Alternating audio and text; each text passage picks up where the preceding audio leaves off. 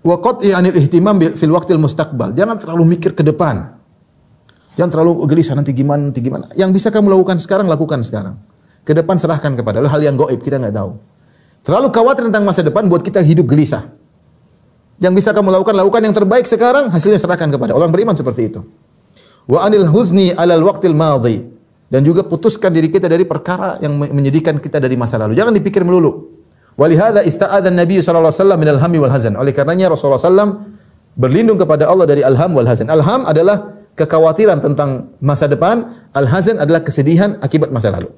Nabi berdoa, Allahumma inna a'udzubika minal hammi wal hazan. Ya Allah, aku berlindung kepada Engkau dari al-ham. Al-ham itu adalah kekhawatiran tentang masa depan, al-hazan kesedihan tentang masa lalu. Ini dua hal yang membuat orang gelisah. Terlalu khawatir dengan masa depan, terlalu sedih dengan masa lalu. Dua-duanya jangan pedulikan. Bukan berarti kita tidak boleh buat rencana, bukan. Kita boleh, seorang mukmin boleh buat rencana, perencanaan, planning boleh, tapi jangan sampai berlebihan sehingga khawatir dengan hal yang gaib. Nanti gimana ya? Anak saya nanti kalau besar gimana?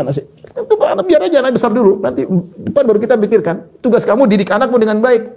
Jangan terlalu nanti gimana, terlalu gelisah sehingga kita pun gelisah tentang masa depan anak kita. Jangan begitu. Tugas kamu lakukan yang terbaik. Yang terbaik sekarang didik anak dengan baik.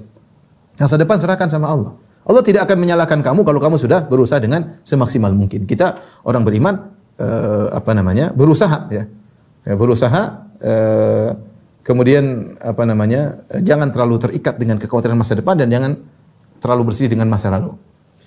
Kemudian beliau berkata fal hazan atau fal huznu 'ala al-umuril madhiyah allati la yumkin radduha wala istidrakuha. Al-huzn, kesedihan adalah tentang masa lalu yang tidak mungkin kita kembalikan lagi. Enggak mungkin kita kembalikan lagi masa lalu tersebut. Dan tidak mungkin kita selamatkan lagi. Sudah selesai. Contoh, anak meninggal, mau diapain? Lalu menangis-nangis anak kita hidup kembali. Barang kita kecuri, mau kita nangis barang kita kembali lagi? Tidak.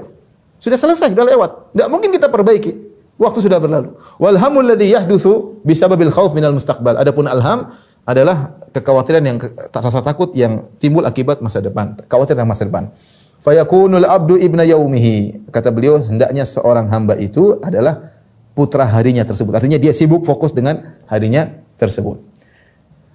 Yang hadir di hadapan dia. Yajma'u jiddahu wa ijtihadahu fi islahi yaumihi wa waqtil hadar. Dia hendaknya fokus bersungguh-sungguh untuk memperbaiki apa yang sedang dihadapi sekarang.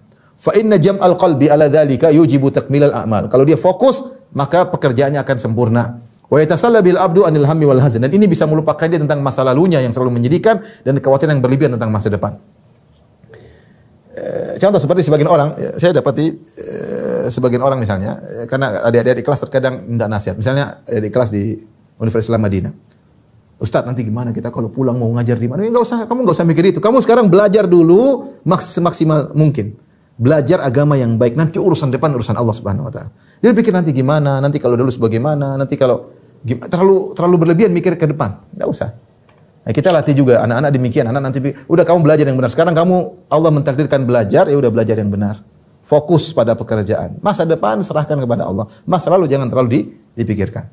Jadi demikianlah nasihat beliau, seorang berusaha untuk fokus terhadap apa yang dihadapi sekarang. Wan Nabi sallallahu alaihi wasallam idza da'a bi du'ain aw arsyada ummatahu ila du'ain fa huwa yahutsu mal isti'anati billah wa tama' fi fadlihi 'ala al-jiddi wal jihad fi at-tahaqquq li husuli ma yad'u li husulihi wa takhalli amma kana yad'u li daf'ihi li'anna du'a muqarinun lil amal fal abdu yajtahidu fi ma yanfa'uhu fid din wad dunya wa yas'alu rabbahu najaha maqsadihi wa yasta'inu bihi 'ala dhalik. Nabi sallallahu alaihi wasallam jika berdoa dengan suatu doa atau mengarahkan membimbing umatnya kepada suatu doa, maka Nabi SAW selalu memotivasi umatnya untuk beristi'anah kepada Allah dan menjadikan umatnya berharap atas karunia Allah Subhanahu wa taala agar mereka bersungguh-sungguh ketika berusaha mencapai tujuan mereka, ya. Bersungguh-sungguh, ya. Ya. Kemudian karena kalau orang sudah berdoa seharusnya disertai dengan usaha, ya. Maka seorang hamba jika dia sudah bersungguh-sungguh disertai dengan doa, maka insya Allah akan mendatangkan manfaat bagi dia, baik perkara dunia maupun perkara agama. Dan minta kepada Allah agar dimudahkan urusan. Sebagaimana dalam hadis Rasulullah SAW bersabda, "Ihris ala ma yanfa'uka wasta'in billah." Nabi suruh kita bersemangat. Kata Nabi, semangatlah untuk meraih apa yang bermanfaat bagimu. Wasta'in billah, dan minta tolonglah kepada Allah Subhanahu wa taala. Wala ta'jaz, dan jangan kau malas. Wa idza asabaka syai' fala taqul law anni fa'altu kadza kana kadza wa kadza. Dan jika kau ternyata ditimpa dengan suatu musibah yang tidak kau senangi, jangan kau berkata, coba dulu saya melakukan ini dan ini. Jangan. Walakin qul qadarallahu ma syaa fa'al. Tapi katakanlah sudah takdir Allah. Wa ma syaa fa'al, apa yang Allah kehendaki Allah kerjakan. Fa inna law taftahu amala syaitan. Karena mengatakan seandainya mau hanya membuka pintu-pintu syaitan yang tidak bisa kembali kepada masa lalu. Fa jama'a sallallahu alaihi wasallam bainal amri bil hirsi 'alal umurin nafi'ah fi kulli hal wal isti'anah billahi wa adamil inqiyad lil ajzi alladhi huwal kasl ad-dar wa bainal istislam li umuril madhiyah nafidhah wa musyahadati qada'illahi wa qadarihi. Maka Rasulullah dalam hadis ini menyuruh seorang untuk semangat untuk meraih perkara yang bermanfaat dalam segala urusan dunianya maupun urusan agamanya. Kemudian jangan lupa untuk minta tolong kepada Allah Subhanahu wa taala dan jangan pasrah, jangan malas. Maksudnya jangan enggak mau, berusaha. Ya, karena rasa malas ini memberi kemudaratan. Tetapi kalau terjadi apa-apa, serahkan urusan kepada Allah Subhanahu wa taala. Mengatakan ini sudah takdir Allah Subhanahu wa taala. Yang penting kamu berusaha dulu dan minta pertolongan kepada Allah Subhanahu wa taala. Wa jalal umur qismain, dan Nabi menjadikan perkara dua perkara. Qisman yumkinul abdu sa'yu fi tahsilihi aw tahsili ma yumkinu minhu aw daf'uhu aw takhfifuhu fa hadha yubdi fihi al-abdu majhudahu wa yasta'inu bi ma'budihi. Rasulullah menjadikan dua perkara. Ada perkara yang mungkin kita bisa raih, atau kita bisa tolak, atau kita bisa ringankan, maka usaha semaksimal mungkin. Minta tolong kepada Allah. Ini perkara bisa saya hadapi. Di depan saya bisa raih, atau saya bisa tolak, atau saya bisa ringankan kalau itu perkara yang tidak baik. Bisa saya ringankan atau bisa saya tolak. Usaha semaksimal mungkin minta tolong kepada Allah. Wa qisman la yumkinu fihi dzalik. Dan ada suatu kondisi yang tidak mungkin kita berusaha sama sekali, yaitu tentang masa lalu. Sudah selesai sudah. Fa hadza yatma'innu lahul abdu wa yarda yusallim. Kalau untuk ini sudah pasrah. Sudah takdir. Yang Allah takdirkan pasti yang terbaik. Wala raiba anna mura'ata hadzal asli sababun lisurur wa zawalil hammi wal gham. Tentunya tidak diragukan orang yang perhatian masalah ini maka akan menghilangkan kesedihan dan kegelisahan dan akan mendatangkan kebahagiaan. Baik, ini ibu yang dirahmati Allah Subhanahu wa taala, ikhwan dan akhwat yang dirahmati Allah Subhanahu wa taala, di antara sebab kebahagiaan fokus pada yang di hadapan kita. Jangan terlalu sedih tentang masa lalu dan berusaha kita putuskan yang membuat kita sedih.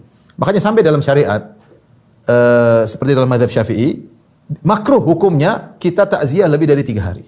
Sudah, 3 hari selewat. Jangan hari keempat kita datang lagi takziah. Orang tadi kenapa takziah? Oh, semoga bapakmu masuk surga. Tapi dia sedih lagi. Hari kelima datang lagi. Kecuali orang yang qadarullah mungkin dari safar.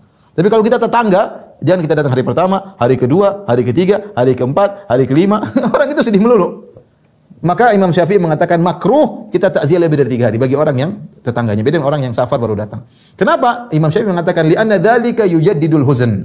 Karena berulang-ulang takziah itu justru memperbaharui lagi kesedihan dan itu tidak diinginkan. Setan kalau sudah bikin orang sedih, dia akan banyak maslahat yang akhirnya buntu tidak bisa dia kerjakan. Kalau saya sedih mau ngerti apa-apa enggak bisa produktivitas. Mikir anak meninggal, mikir suami meninggal enggak hilang-hilang, nangis melulu. Kapan bagaimana mau produktif? Enggak bisa. Ya.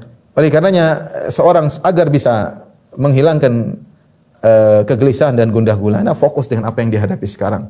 Pasrah dengan apa yang telah Allah takdirkan masa lalu. Jangan terlalu khawatir tentang masa depan, itu hal yang gaib, serahkan kepada Allah, fokus dengan apa yang dia kerjakan. Kalau dia sudah maksimal, kemudian dia kerjakan, ternyata ada hal yang tidak menyenangkan menimpa di masa depan, bilang, "Qul la yusibana illa ma kataballahu lana, huwa maulana." Katakanlah, tidak akan menimpa kami kecuali apa yang telah Allah tetapkan. Allah ada penolong kami, apa yang Allah takdir yang terbaik. Selesai. Ini membuat kita bahagia. Jangan terbelenggu dengan kesedihan masa lalu dan jangan juga terikat dengan kekhawatiran yang berlebihan tentang masa depan. Yang di hadapan kita jalankan dengan sebaik-baiknya. Wallahu taala alam.